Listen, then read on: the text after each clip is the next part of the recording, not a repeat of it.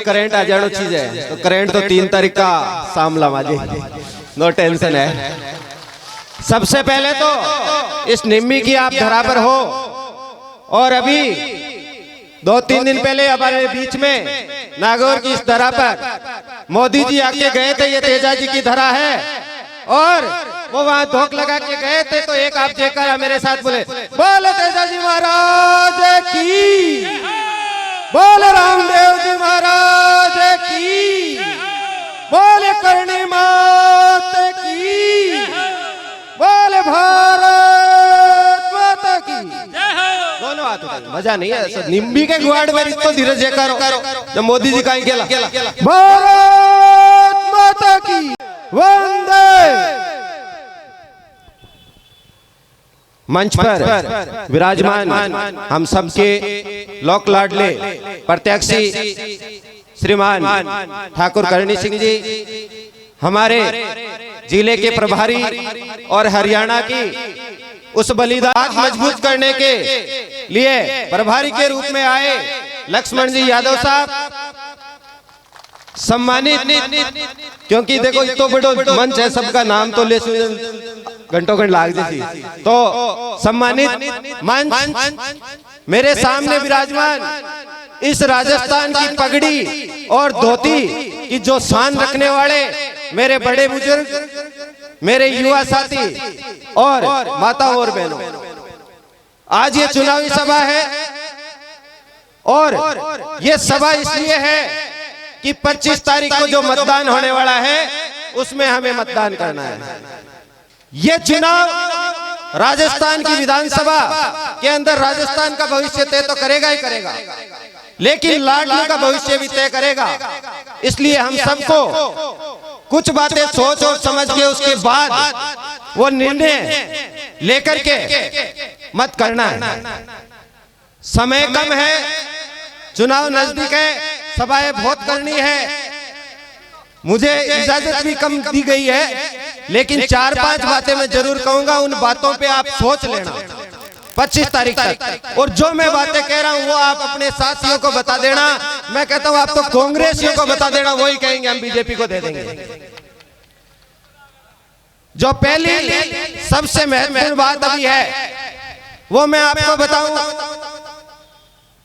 मारवाड़ी में कहवे जना तो अपने घर में भी हुए कि भाई घर में कोई टाणो मर जाओ या कोई काम हुए जना अपनो सिस्टम रहेगा, आप बांट काम करा। आप ये कहते भाई तू फलाणो पानी को देख दे, तू टेंट को देख दे, तू आया गया की देख दे चाय पानी को। और आगे आप बात करा तो विकेंद्रीकरण बिन कहवे, तो सत्ता के मायने भी संविधान निर्माता एक चीज सोची कि आज जबकि सरकार की व्यवस्था है ठीक उचाले, एक खातर को विकेंद्रीकरण करने की कोशिश करी। तो एक नीचे पद बनाया, ऊपर उलेर नीचे ताए कि भाई प्रधानमंत्री, फिर एमपी, एमएलए, और यह करता करता नीचे पंच, सरपंच, पार्षद, प्रधान, चेयरमैन, जिला परिषद सदस्य, मंडल सदस्य। लेकिन पिछले 5 साल में लाडली में ऐसा काम हुआ कि उस विकेंद्रीकरण को मिटा करके और सत्ता का केंद्रीकरण करने का काम हुआ है। मंच पे जितने सरपंच लोग बैठे या जो भी छोटे जनप्रतिनिधि बैठे या मेरे इस वीडियो को जो भी लोग देखेंगे, मैं उन जनप्रतिनिधियों से पूछता हूं, आप 24 और 25 तारीख को जब वोट देने जाओ या दिल पे हाथ रख के देख लेना कि आपको जो भारत की सरकार ने और लोकतंत्र ने आपको विकेंद्रीकरण और जो आपको पावर दिया था, क्या आपका सरपंच का पावर आपके पिछले 5 साल में रहा? क्या आपके हाथ में सरपंच की पावर रही?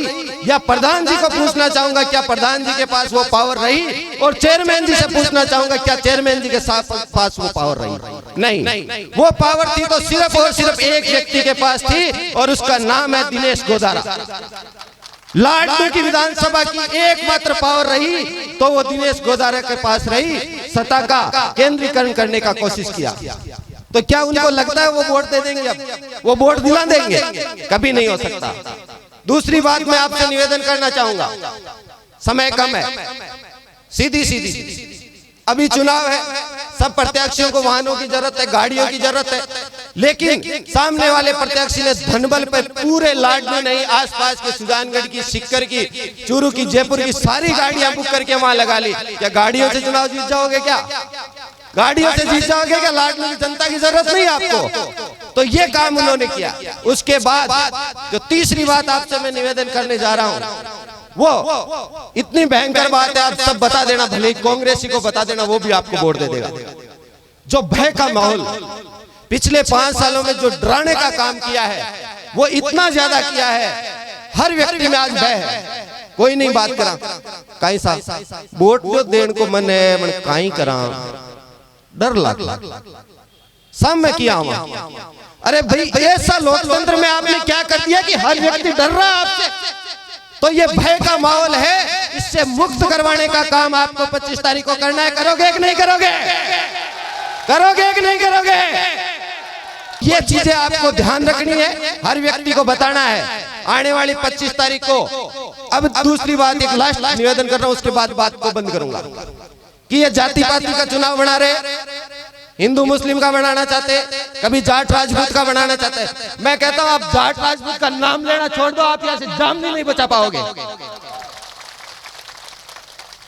तो ये कोई जाट और राजपूत का चुनाव नहीं है भाई साहब, ये चुनाव है। तो इस समय जो ठाकुर साहब ने अपनी सेवा की थी 50 साल की, यहाँ 3 बार विधायक रहे, उनकी सादगी और आज अपने बीच में वो नहीं है, उनके सुपुत्र हमारे बीच में है, तो ठाकुर साहब को श्रद्धांजलि देने का ये चुनाव है।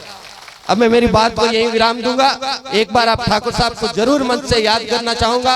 सभी एक जयकारा ठाकुर साहब के लिए लगाए, उनकी आत्मा को शांति मिले और उनको सच्ची श्रद्धांजलि तभी होगी जब आप 25 तारीख को ज्यादा से ज्यादा मत देके इनको विधानसभा में पहुंचाओगे।